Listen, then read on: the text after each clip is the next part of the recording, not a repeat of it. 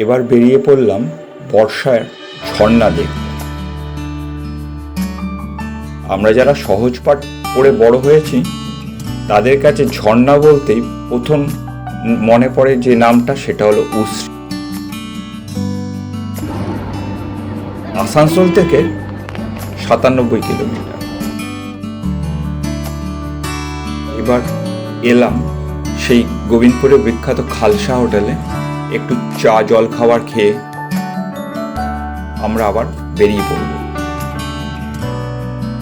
গোবিন্দপুর থেকে একটু এগিয়ে পড়েই কোডারমা গিরিডি টুন্ডা গোবিন্দপুর রুট, যেটা ধরে আমরা এগিয়ে যাব উশ্রীর দিকে।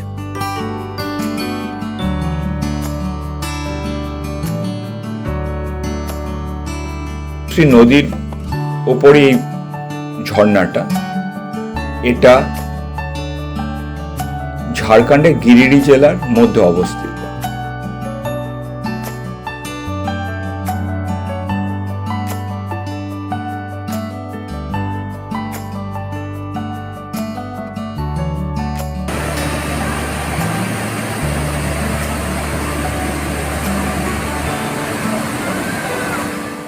এটা উশ্রী নদীর, যেটা বরাকরের একটা উপনদী, তার উপরে এই ঝর্ণাটা। এটা 40 ফুট ওপর থেকে পড়ছে জলের, আর 3টে ধারায় জলটা পড়ছে।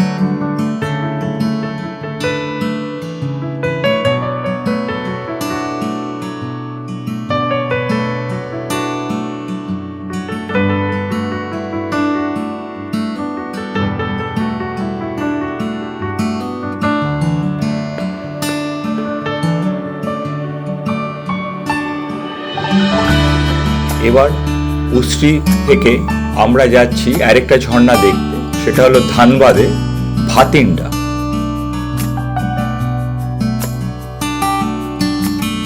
উশ্রী থেকে ভাতিন্ডার দূরত্ব হলো 75 কিলোমিটার।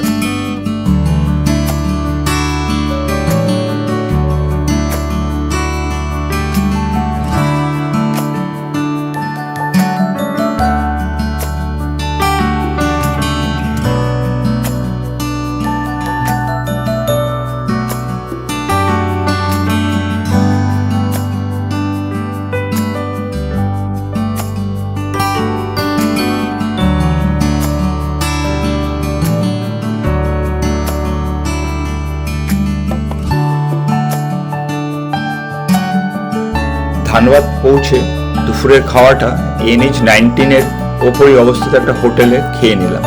রান্না মোটামুটি, সেই জন্য খুব একটা রিভিউ আর দিচ্ছি না।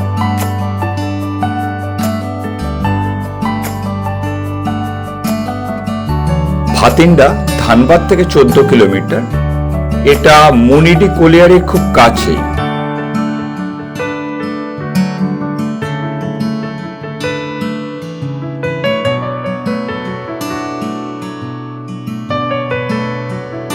এই জলপ্রপাতের উৎসটা আবার হলো দুটো নদী, একটা হলো কাত্রি নদী যেটা পরেশনাথ থেকে উৎপত্তি হয়েছে, এবং দামোদর নদী, দুটোই কাছাকাছি এসে এক জায়গায় মিলেছে। ভাতিন্ডা স্থানীয় পিকনিক স্পট হিসাবে খুব বিখ্যাত।